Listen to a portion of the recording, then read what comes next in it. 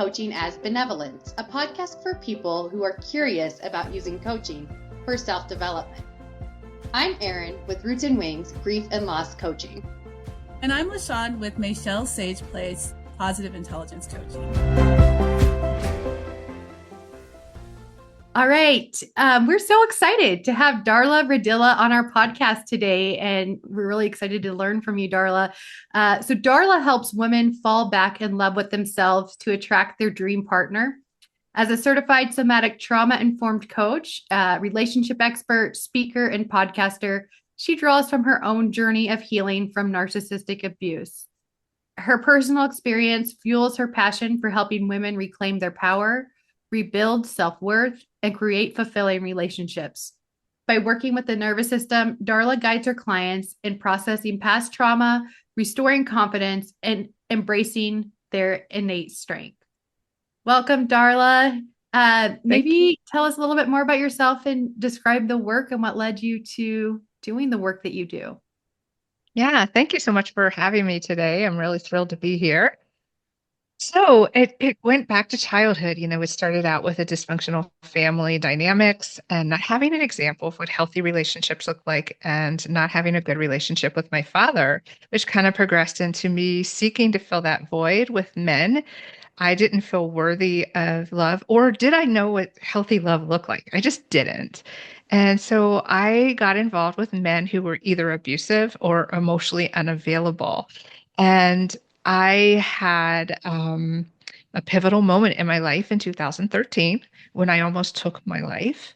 And I realized that things had to change. If I was going to stay on this earth, that things had to change. And when I surrendered to my higher power, that's when things just started to happen for me. And so how I got into this work is that I was in therapy with a licensed therapist, and there are a lot of great ones out there, but there are some out who don't understand how narcissistic abuse works. And so I was getting re-traumatized. There was kind of a demanding nature from her. Just get over it. I don't want you doing this. I want you to promise you won't move in with this guy for 6 months. And I'm, first of all, rebellious. I don't like being told what to do. But second of all, I realized she didn't understand that I had just been brainwashed. And it's not as simple, just get over it.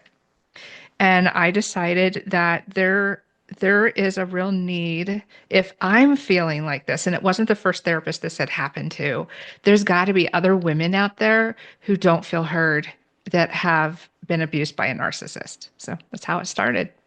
Wow. I'm just really shocked. I shouldn't be shocked, I guess, but I just that a therapist would say get over it. What therapist would say get over it? Oh my goodness. I'm curious to know, what is narcissistic abuse and how does it affect women who are in a narcissistic abusive relationship, and how is it to get out of that? Yeah. So statistically, there are more narcissists that are men. There are females out there because I have come across one or two myself, but it's a different dynamic. So the difference is they are manipulative from the beginning. It's not that they're just emotionally available or they're coping like some other types of maladaptive behaviors. In my opinion, they're evil. Their mission is to break you down. And so they actually do seek out women who are well established in their careers, strong-willed, because they love breaking them down. And being in one, I always describe as the drip effect. So they come on very strong. They are the Prince Charming you've been waiting for forever. And if you've got abandonment issues, or you aren't confident in yourself and you're looking for someone else to fulfill you, from that movie, You Complete Me, you're prime target for these types of people. And so they come on very strong, and it's called love bombing. And they are everything you ever thought you wanted in a relationship. Everything is amazing. They're attentive, they're generous, they can fake compassion and all those positive emotions very well. And so then what happens over time, after they get you hooked, and it's actually an addiction. And as that addiction starts, they'll gradually start to fade a little bit. They might make a negative comment under the guise that I know better, or I'm just trying to help you, or anything. but they will withdraw attention. They'll withdraw how much they were invested in you. And so you will do anything to get the original person back. But what you don't know is all of that was a facade and they're never coming back. But that's where what the term trauma bonding comes from. So they go from love bomb to what they not discard, it's devalue. So the second part is devalue. Then it goes to discard, which looks very different depending on the situation. Some of it's mental discard. That's what I experienced. There was a lot of silent treatment, or he would disappear for several hours and not answer his phone. What I didn't know is he was with another woman. Now I know that. Some of them will actually disappear for days. I never had that happen, but mentally he would definitely push me away. And then this cycle will actually decrease in time and cycle faster and faster. And each time they do that, you're even more desperate. You have no idea. And that drip effect is gaslighting is also a big effect. You lose a sense of yourself one piece and one day at a time. So in a 10-year span that I was in, I had no idea that I had become someone I didn't know until I got out. And so that, you go into the final part of getting out of it, it's difficult because, like me, I didn't even know I was in an abusive relationship till a year after I left. It was a counselor who pointed it out, and I still thought she was crazy. I'm in love with this person. I literally worshiped the ground he walked on, which he got off on. I and he financially abused me as well.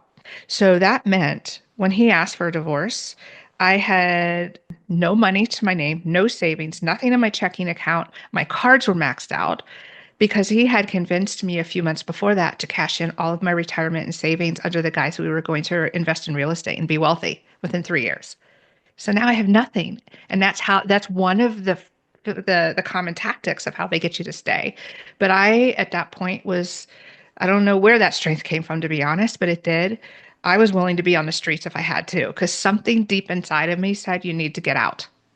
Yeah, that's a lot to hold It is a underneath. lot. And that's just the surface. Yeah, exactly. And I like that you pointed out that's just the surface. Like when we really think of the day to day, there's a lot of hurt, and so sorry you went through that. I'm curious a little bit more about the transition into this next world. Like you realized you needed to get out, and then what was that transition like for you, and what do you want to share about that? Yeah, that was almost 12 years ago. So, first and foremost, I'm still healing from that and will be the rest of my life. That's the first thing. The first few months to a year were horrendous, to be honest. You've probably heard the term Stockholm syndrome when someone is abused or kidnapped by a person, and the victim actually sympathizes with their abuser. And I went through that. So before I started seeing that counselor, I was still texting him every day. I was having dinner with him once a month. I could not, first of all, break that addiction. um, I had a friend come into my life who said, this needs to stop. If you have this desire to reach out, you reach out to me. I don't care what time, day, or night it is. She just was fed up, like, I'm done. But what she did is she replaced it because we can't just take something away and not fill it with something else. And so that helped. But it was very difficult. And I hate to say it, but it really did take hitting rock bottom for me to realize. And it was when I surrendered that the counselor came into my life and she started to point out that this is abusive and this is not normal. And then I started to get curious. I read The Gaslight Effect by Robin Stern and was stunned because what she described in that book was my life, literally. And then because I was still in contact with him at that point, I started to test the waters. She would say in the book, if you do this, he'll do that. And I tried it. And sure enough, he did exactly what she said he would do. But Wow. yeah, as time goes on, it for me, and it's taken a lot of work, it still takes a lot of work. Mhm. It's, it gets easier.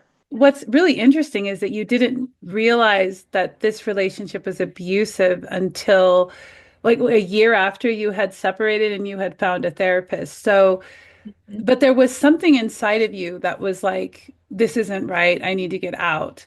But you didn't see it as an abusive relationship. What was it what was the impetus for leaving the relationship, or he ended the relationship? Yes and no. So so he started acting really strange one day, and so this is the manipulation. He just kept acting very weird, like off, and I kept asking all day long, like, "What's going on with you?" "Oh, nothing." But, first of all, I've become hyper vigilant. Second of all, I have what's called an anxious attachment style. So the not knowing that something's going on was driving me insane.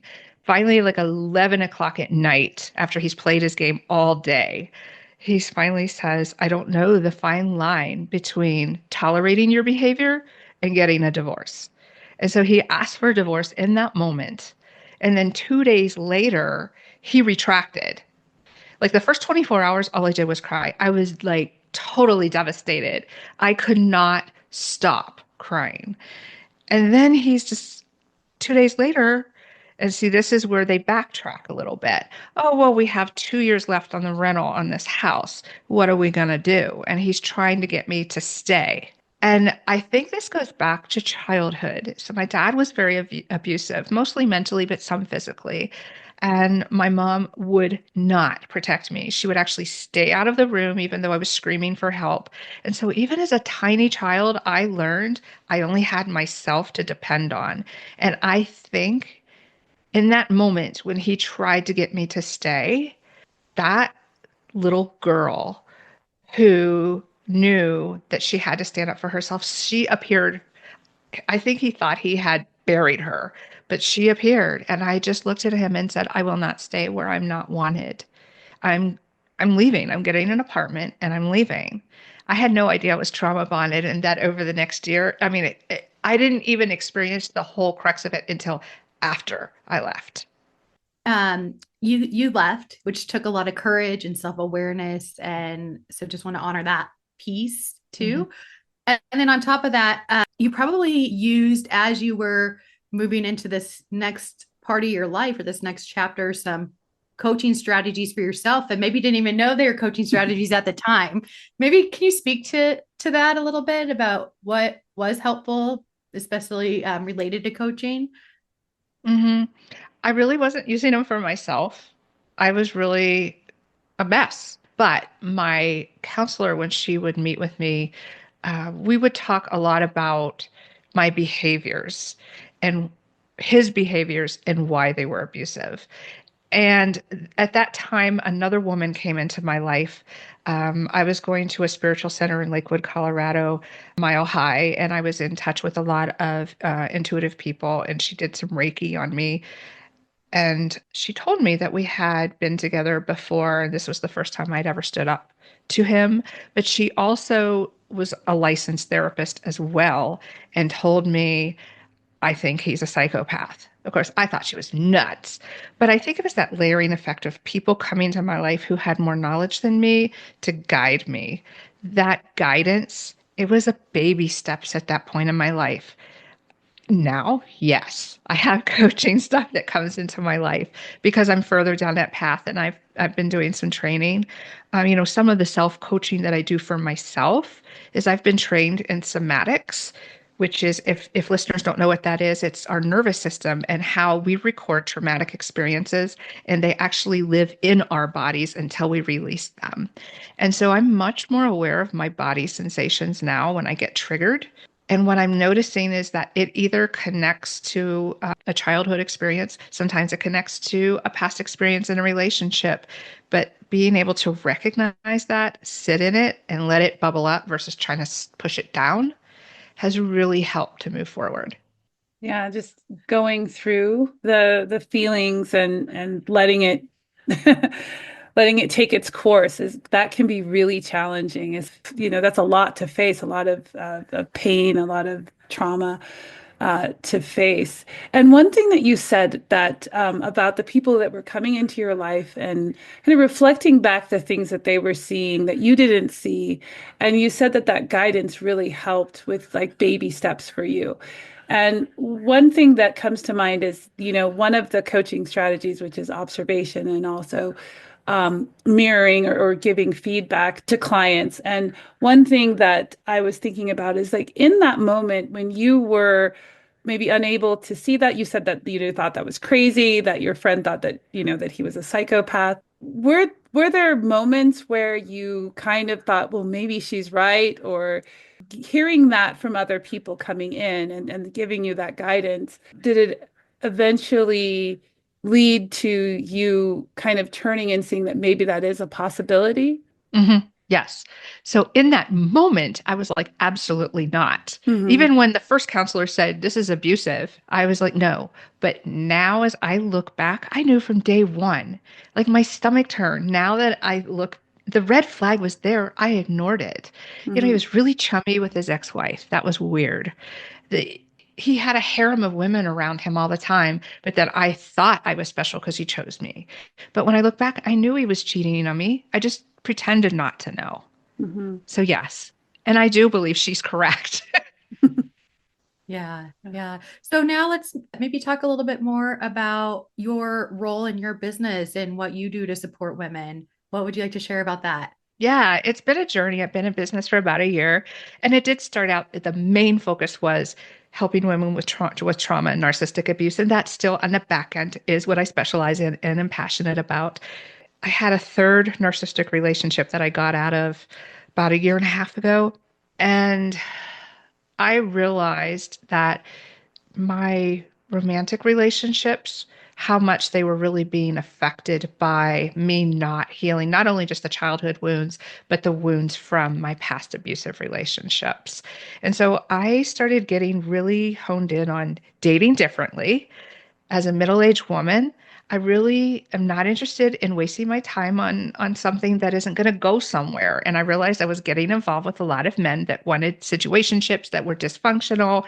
And so I had to sit back and say, I am the common denominator. Why is it that I'm going for these types of people? And so I morphed into a relationship coach. And then more recently this year, I realized that it's not about the outside relationship, it's about the inside relationship. And so now I'm a self love coach. I focus on we must have a healthy relationship within ourselves first, become the person we want to attract, and then it'll happen.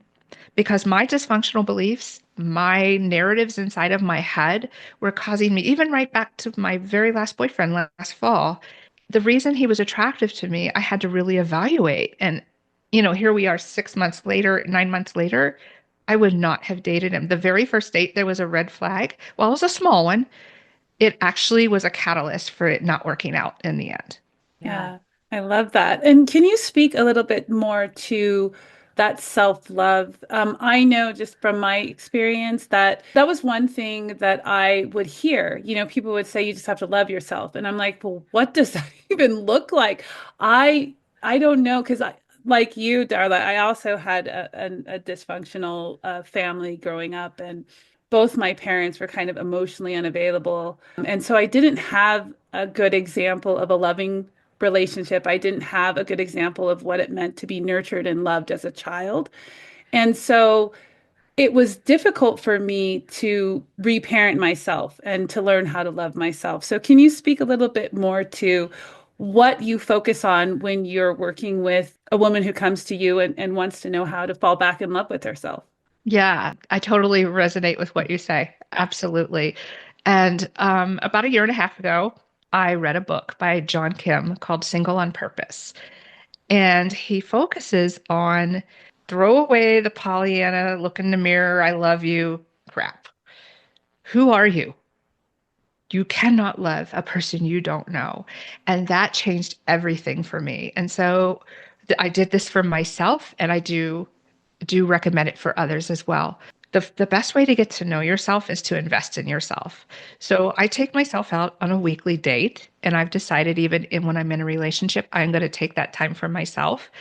I I encourage women to find out what it is that you like. I think as women, we're always giving to others and we lose ourselves in the process. Do you like gardening? Do you like going out to restaurants? I love live music. I love exploring restaurants. I just moved to a new town a few weeks ago, so this is like a wonderful playground of all these coffee shops that I can go out to. I have to like contain myself so I'm not out every night. But what is it that you like? Do you like to cross stitch? Whatever it is, it doesn't matter. And find some time. And I know some of us have more than others. Even if you're a mom or a busy entrepreneur or a career woman, can you take 30 minutes, even just a week, and invest in that? And really explore that. I also think part of getting to know ourselves is getting to know what we deserve. And I think that it's kind of like a stepping stone and it's a process. It's going to be different for everybody, the steps, the speed of it. But I think part of knowing ourselves is also honoring ourselves. We have a tendency to say yes to everything because we're supposed to be good girls. We're supposed to be the peacemakers. And I would say it's okay not to be okay, and it's okay to say no. If it's saying yes to you because it's what you need, say no. And their reaction is none of your business. I like this idea of the 30-minute, something that's very accessible that people can start building from. And it sounds like a lot of this is getting to know yourself out in public or, out with hobbies. And I'm curious, do you have any exercises that you give to clients for them to know themselves a little bit more internally? So maybe some questions that you generally ask to support that development. Because I know in my own process, this has been as someone who's deeply challenged with mental health and depression and different things like that, it's been a big challenge in my past to find the balance of where self-love can enter in when I'm not at my best self. So what strategies do you have on hand for women for some of that internal work? Yeah, that's a great point because that's important as well. First of all, what is going on in your life and how do you feel? Go back to that body. What kind of body sensation are you having? And if you aren't having any, what would it feel like to have a body sensation? What is it about your life, your relationships that isn't working? And if it was working, how would that look? What would that look like? And how would that feel? Journaling, of course, a lot of people talk about that, but I think it's really important to do that. Also, visualization. I've been doing a lot of that with an intuitive coach as well in my own life. If this is something you really want, we have to be able to see it to be able to create it. But, also too, I think we need to be really honest with ourselves, that internal work again of, I noticed I was the common denominator. Well, why was that? So go inside ourselves and say, what is lacking in me that I am seeking out in others to fill? And what can I do to fill that for myself? Do I need to go see a therapist or a counselor? Do I need to read a book? Do I need to journal? Because it's going to be different for everyone. I don't think there's a pat answer for everybody. Some people hate meditating, some people hate reading. I don't force it because it won't work. Those are such important exercises and the questions are just, I love that question. What is it that is lacking in me that is causing me to seek it out in others? And the narratives that we tell ourselves that it's outside of us. That, oh, if only I had this kind of partner, I would be happy. Or, oh, if only I had this house, I would be happy. So just like I would be happy if, or I will be happy when, instead of just really focusing on what, inner resources do I have to be happy? What can I do to just be happy in the moment? And I'm not just saying that, and I want to also clarify that I'm not saying that everyone should be happy, that should be the goal. But it's just Right. it's just one of those questions, asking and being honest with ourselves. And I think there is something empowering in asking that question. Asking that question, it implies, or it gives the impression that that you can find the answer and that it is within. So when you can look at yourself and get to know yourself and ask yourself those hard questions, you can rise to the challenge, I think. And it is a bit, for me, it's empowering. And speaking to that word empowerment, I feel like the idea of self-love and the idea of finding one's power, there is that concept of empowerment. And I wonder, Darla, if you could speak to what empowerment feels like as being a somatic coach or someone who works with the body. What does that feel like in the body usually? And I know it's going to be different for everyone, but just maybe some examples of what one might feel when they're empowered. hmm I think so. I recently did something very empowering, and there's a lightness. I think when we are people pleasing or we're not living in our authentic selves, we feel this heavy. I call it the backpack of trauma, but I think there's also not just mentally, but I think we physically feel it. Like our shoulders feel heavy, like we're carrying this weight. And so when you feel empowered, it feels lighter there for me. When I'm in authenticity with myself and aligned, I have a buzzing in my chest, like almost, I can't explain it, but kind of like when the hair stands up on the end, like when you hear music and it like, I'm a musician. So I just went to a thing yesterday and the hair just started to stand up on my arms because I was so moved by that music, that moment. That's kind of what it feels like. It also feels scary at the same time. I mean, I just came back to Colorado in March and I was gone for 11 years. I left because I was stalked by my ex-husband. To my knowledge, he's still here in Colorado. But I came back anyway because I realized I had lived in three different states in 10 years and it was because I was running. While he wasn't telling me not to come back, I was giving my power away because I was afraid to come back. And while I don't know what will or won't happen, I pray that everything will be quiet and fine. Even if it isn't, I am being true to myself. So, yes, it's scary, it's exciting, but it's worth everything. It's worth me being here is worth every fear, every challenge that came up. And there's been a lot of challenges getting here and after I got here. I can see the levity in your feeling about the location Yeah. on screen, which is so telling of how important our geographical locations can be, right, to our health Yeah. as well as all the other concepts we've been talking about. I'm curious, you're a musician. What instrument do you play? I played flute when I was younger and I still have it, but I'm a vocalist. And well, you talk about empowerment. So just yesterday, I heard some live music. I had gone to a bluegrass festival. I was walking in my car and I hear some blues music and I'm like a magnet, like, oh, live music. And ended up, it was a open mic. And so I got to sing a couple songs. That to me, I guess that's the best way I can describe my empowerment. I go in my happy place. Like I actually go in this zone where sometimes I'm not even aware of my surroundings. That to me is like the best feeling ever. That is so true. And I am so on board with the music piece as a pianist and also as like lover of going to music venues and listening to music. And when you're talking and how you talked about as a child, you played the flute and you know that there's some root of your love of music there. It made me think hmm of the sport of basketball for myself in that as a kid, I loved basketball so much. And I kind of let that go, but as I started to come back to it with coaching my daughter's team and playing myself a little bit more, I felt that joy that I saw you express on the screen. And hmm that, like you're talking about, that level of joy is empowerment. And it's one you can't fully describe, but this just brought this kind of instance up into my mind. And I was like, oh my gosh, yes, I know what that feels like. I know what that feels like to kind of go back to our childhood joys of hobbies or whatever they may be and get to access those.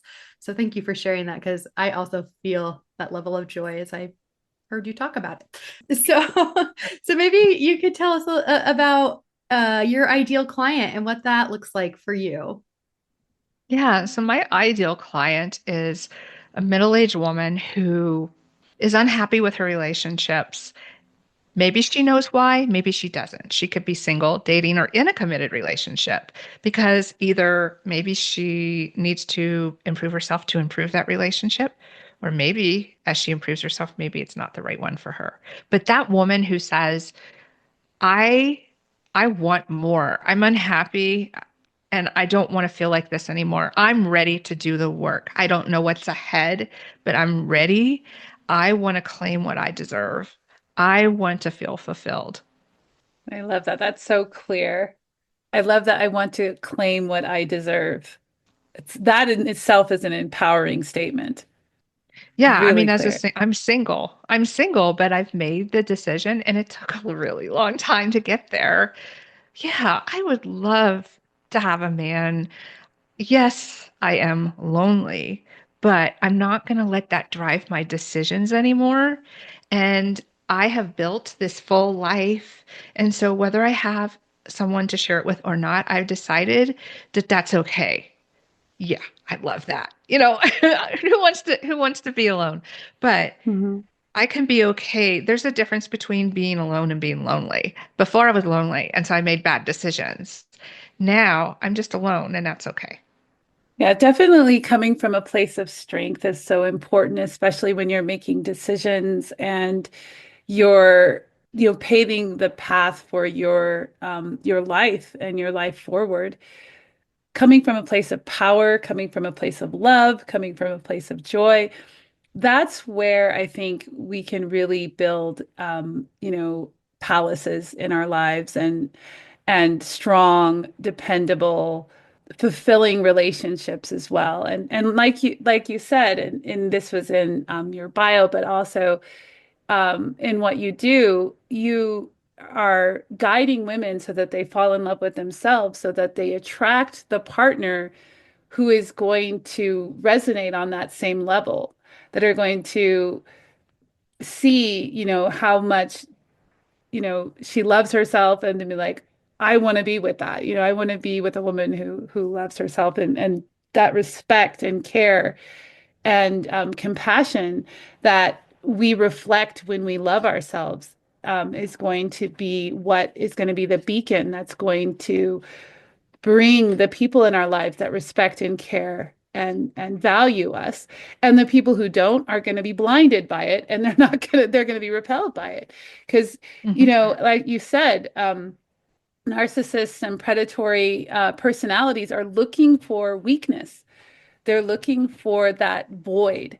But when there's no void and there's strength and there's authenticity, then that's a repellent for them. So I think that is what you're doing is so needed, and it really resonates with me on so many levels. Yeah, the hardest part is just letting go of the what's the word? Letting go of the result. That's been really hard as a control freak and a recovering control freak. Mm. Letting go of the result. But I have to, what you just said, like I've thought many times, what if that healthy partner that I was seeking actually came into my circle, but because I wasn't vibrating at his frequency, he was either turned off or never saw me. And the other thing is when I've been saying yes to other people that weren't for me, what if I had said no to them, that other person would have showed up? But because I was distracted over here with this shiny object, what I really desired was over here and I never saw it. Yeah. And I love that concept too of it's not going to be a straight line. And so I think that's where our self-love has to really settle in when we do feel like we've had a misstep or I don't know, you're like, oh, I thought I grew so much and I'm here again, because that's part of the process. It's that whole spiral of finally, that inward going to the outward. And so just I think one of the messages I take away is I can love myself through all of that. And it doesn't have to be perfect, right? It doesn't have to be linear, and I can make mistakes and I don't have to be attached to the outcome. All those things that you're sharing, I think those are also messages of empowerment for sure. Do you have anything else that we haven't gotten to today that you'd like to make sure our listeners hear from you? Yeah, Erin, you bring up a really good point because one of the things I'm learning with my intuitive coach is we have to celebrate the light with the dark. We can't see the light until we honor the dark. And so, yes, healing is messy and it's not linear and it's a roller coaster. And I am still riding it. And I have to, you know what? I have had to accept that it's okay not to be okay. There have been days where I have showed up where I haven't been 100%. And that's okay. Or I make a mistake. I mean, I was laughing on a podcast a couple weeks ago where after my move, I'm like screaming at a recording because something went wrong with my move and I'm swearing at it. It's a computer. I lost it. And then I had to come back 30 minutes later and go, whoa, what was that about? That really wasn't about that situation not working out for you. that level of rage was unacceptable. What was going on? But I had to accept that, okay, I'm not perfect. I'm not gonna be. I mean, I do this for a living, but oh, I have my moments too.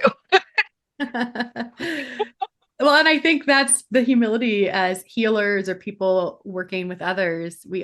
Recognizing that, right? If we can't recognize that within ourselves, then it can be hard to help somebody, like you said, access what they need to access from both the kind of light and the harder parts of ourselves. Mhm. And there was something so loving in what you said, Erin, when you said I love myself, with, the mess and everything else. There's something that's so endearing and loving about that statement in itself. It's you can feel that unconditional love that comes with that statement. And one thing, Darla, that you've been saying a lot is it's okay not to be okay. I think that's a really important message to hold on to and to remember that when you're at your best, when you're not at your best, when you're fumbling forward, those are all beautiful places to love and appreciate yourself in the journey. So when you it's easy to love yourself when everything's going well, right? That's easy to Right. do, but when you're, not having the best day, you're not feeling light and you're feeling not your best self, then that is when we need love the most, and we need that grace and that compassion and that gentleness that's so important when we are struggling or when we're not feeling particularly vibrant, or we're making a mistake, or we choose the wrong person, or whatever. That's when we need to like wrap our arms around ourselves and say, hey, you know what? You're human and I love you, and we're going to get through this.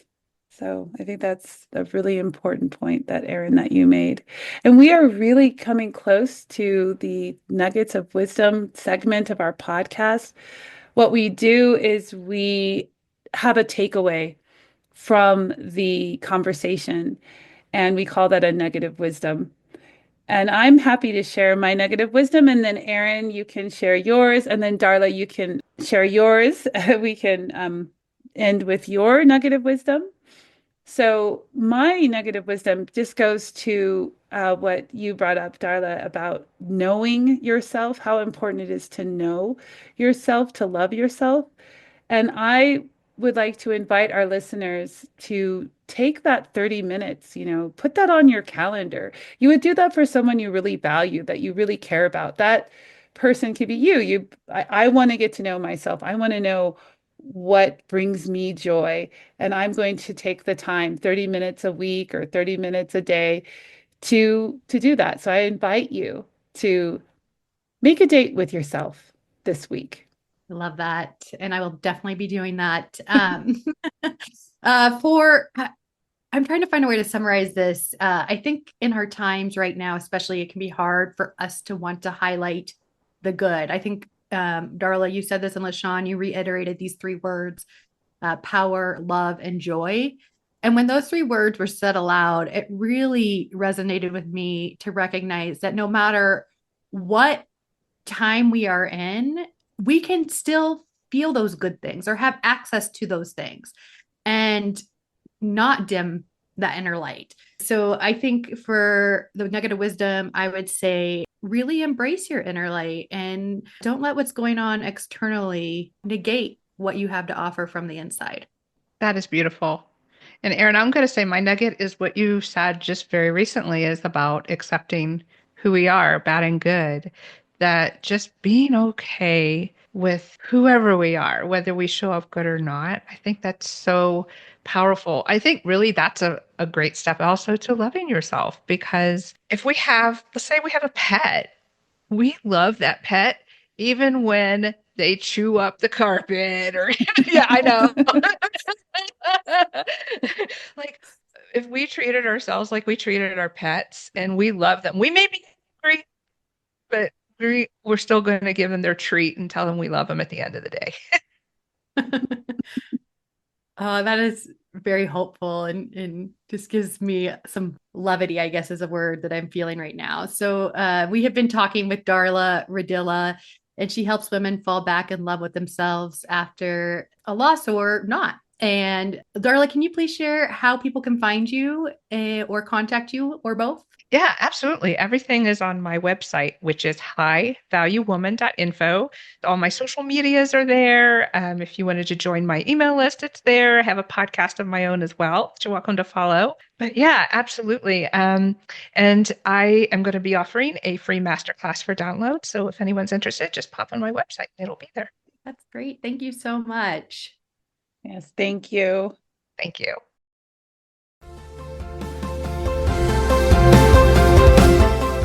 Thanks for joining us for Coaching as Benevolence. I'm LaShawn with Michelle Sage Place, Positive Intelligence Coaching. And I'm Erin with Roots and Wings, Grief and Loss Coaching. Have a benevolent day.